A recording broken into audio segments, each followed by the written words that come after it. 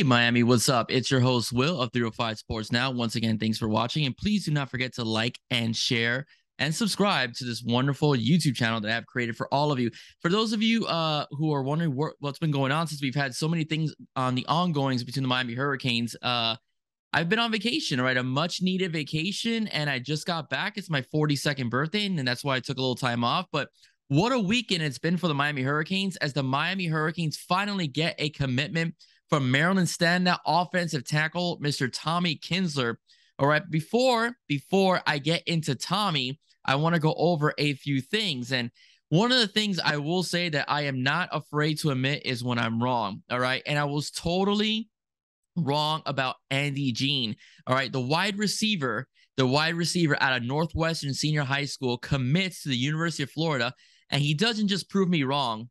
He proves me wrong on my birthday. All right, he commits on 7:30. All right, on Saturday, the 30th of July, to the Florida Gators. Now, if you remember the previous videos that I've done, I predicted that if he was not going to choose Miami, I was certain he was going to choose Miami. But if he wasn't going to choose Miami, I didn't see Florida as a threat. I saw more Texas A&M as a threat because of the fact that Jimbo Fisher has put together a pretty good recruiting class, and not only that, the NIL money that Texas A&M has to offer is one of the main reasons why I thought that he would end up going to Texas A&M if he wasn't to choose Miami. But he chooses Miami, all right. And for all the fun that I poked at Billy Napier because, well, he also lost again. He lost Tommy Kinsler to Mario Cristobal. He takes Andy Jean from Mario Cristobal, as he was also, as I mentioned in the past, a previous Miami commit. All right, so whatever, you win some, you lose some. Best of luck to Andy Jean. You know, it's kind of a surprise because I do think Miami's quarterback situation is a lot better than Florida is at the moment. Who knows who'll be throwing him the football in the future, whether it be Anthony Richardson, known as AR-15, or Billy Napier's quarterback, Marcus Stokes. Okay, so we'll see. Marcus Stokes, a four-star talent out of Florida that Billy Napier is able to pick up. All right, so that's a little bit it. So they pick up a couple good receivers this weekend. They pick up Andy Jean, all right, from Northwestern, and they pick up four-star receiver Aiden Mizell as well. They picked them up Friday on the 29th. So Billy Napier, again, hot on the recruiting trail, very different than Dan Mullen. So we'll see how that turns out for Mr. Jean. But Miami does have a couple of receivers they are targeting, Hakeem Williams and also William Foles. Let's hope Miami can snag both or one of the two, because both receivers would really help, you know, add depth to this wide receiver program at the University of Miami. All right, so let's talk about the star of the day, though, and that is Mr. Tommy Kinsler. Tommy Kinsler officially commits to the University of Miami. That is a flip, as he was originally committed to the Florida Gators. And Tommy Kinsler is ranked nationally at 920. In his position, he's ranked 66. And in the states, okay, of Maryland, he's ranked 136, you know, at his position and so on. But let's not fret, okay, because Tommy Kinsler is a rising star, you know, in terms of 247, still a junior, has to play his senior year this year, like many of the other top 23 recruits that we have gotten. And Tommy Kinsler has proven to be a hard worker. All right.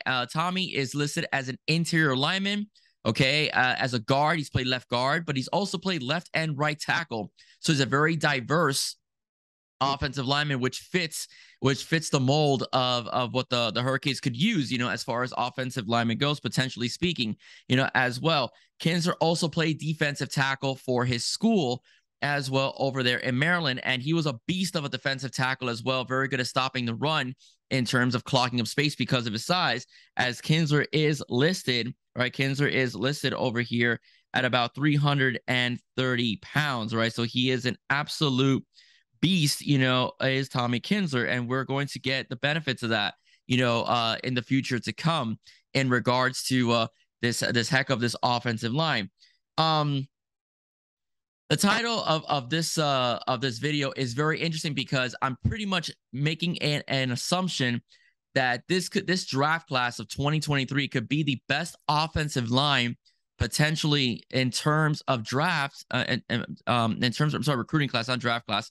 Recruiting class, because of and rivals to the 2001 Canes. Now, if you remember the 2001 Canes, I'm throwing no shade at those individuals. What those guys accomplished will never be pretty much duplicated in college football history. Okay, they had pretty much half their team drafted in the first round in the NFL. They had an offensive lineman. Okay, let me go over just a few of them. Okay, you had Bryant McKinney, who never gave up a sack in college. Dwight Feeney still has nightmares when he was at Syracuse of Bryant McKinney.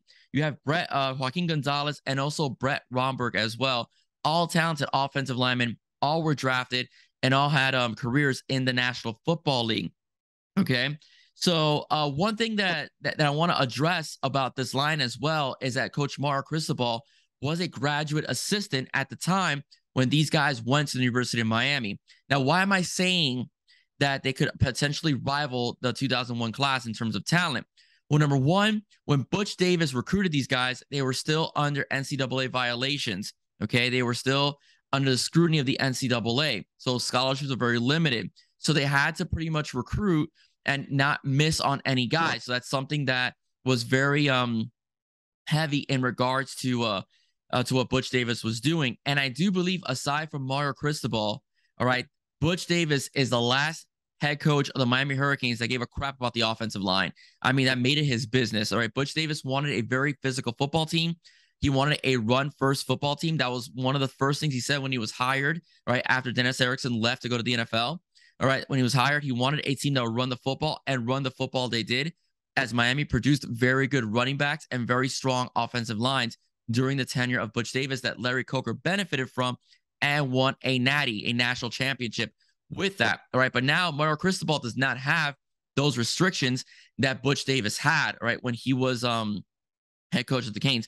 By 2001, obviously the restrictions were gone, but early on in Butch Davis's career, he had to deal with a lot of headaches from the NCAA because of violations that previous coaches allowed, for that team.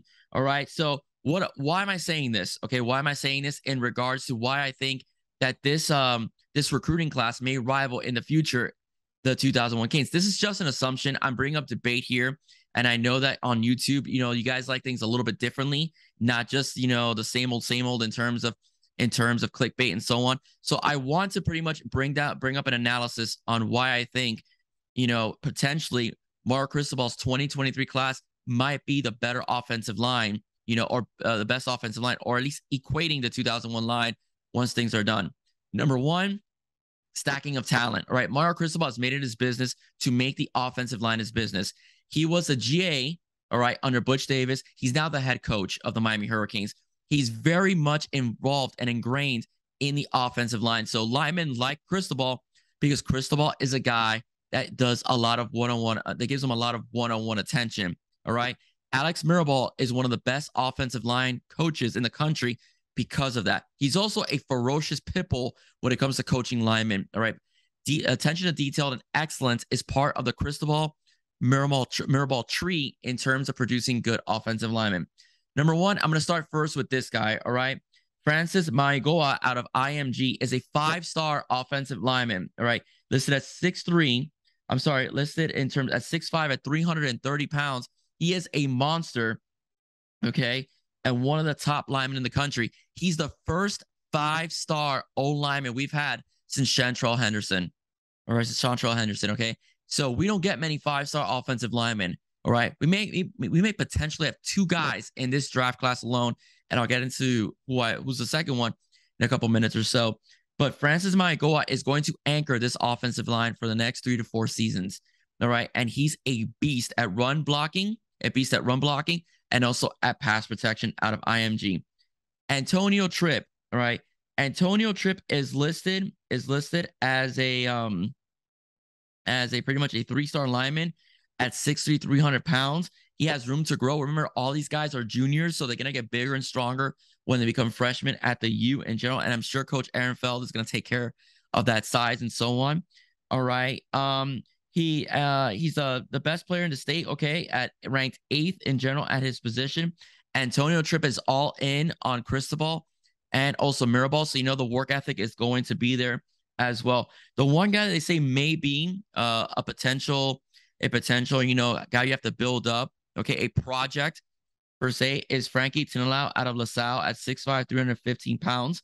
All right, another 3-star lineman. I think Tinalau has a lot of potential to be a very strong and good offensive lineman for the U.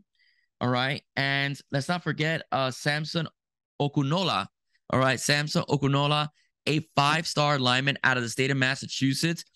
Has not committed yet. People are wondering why he hasn't committed yet. He's leaning heavily on the Canes All right, Bill O'Brien over at Alabama is heavily on the trail as well. So we have to worry about a potential flip there from the Alabama Crimson Tide, but I don't see that happening. Again, I've been wrong as you know, they'll do the Andy Jean thing.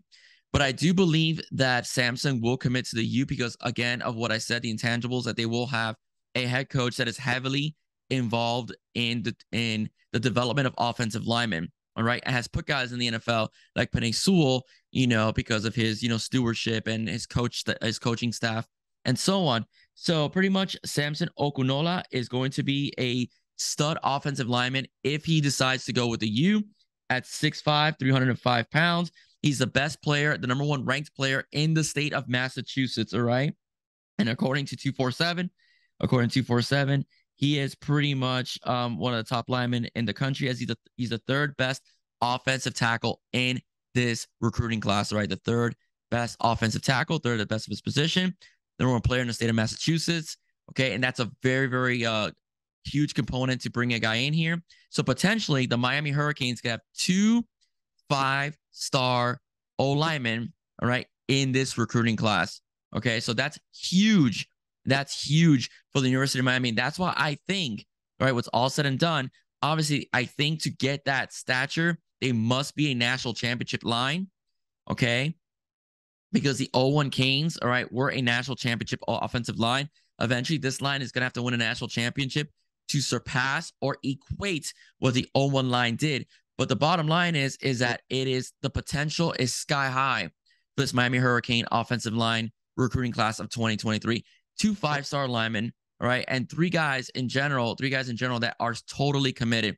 Tommy Kinsler, I think by the time the season is over, his senior year, will have racked up another star because he's been ascending, you know, as far as all the on threes and 247s have all said, and rivals as well have all said, because Tommy Kinsler is a committed lineman. He's also, again, a two-way guy, all right? He could play you at the offensive line. He could play you D-tackle. He's also very versatile, as he's played tackle and guard as well. So this was a great find for Mario Cristobal and Alex Mirabal in terms of getting this guy to decommit from the Florida Gators, all right, who we all do not like here on this podcast, all right, and this video cast as well, and becoming a member of the University of Miami. Because guess what? If you want to get true development and a coach that cares about you as an O-lineman, you got to come to the U, because Mario Cristobal has proven that he could develop players. Okay, like I mentioned, all right, this is a guy that developed Javon Holland, all right, who's playing, talk about Mario Cristobal, who's playing now for the Miami Dolphins, Penei Sewell,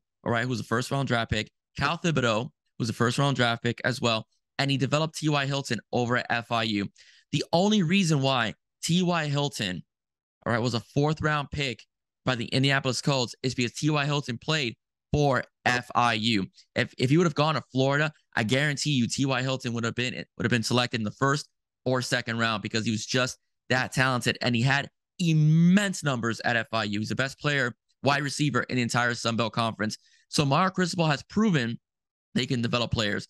He developed players as a head coach, as a graduate assistant, as an assistant head coach, all right, at the University of Miami, and also at the University of Alabama, all right, and now he's going to do it here at the University of Miami, his alma mater, which he loves with all his heart, in the city of Miami, where he was born in, and also the university where he used to put a helmet on and crack skulls in for the University of Miami as a top lineman for national championship winning football teams, all right?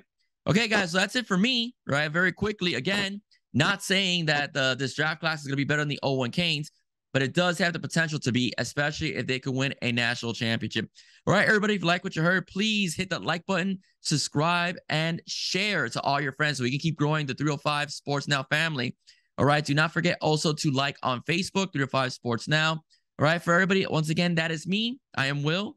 All right, stay safe. God bless. See you soon, and go Canes. All about the U.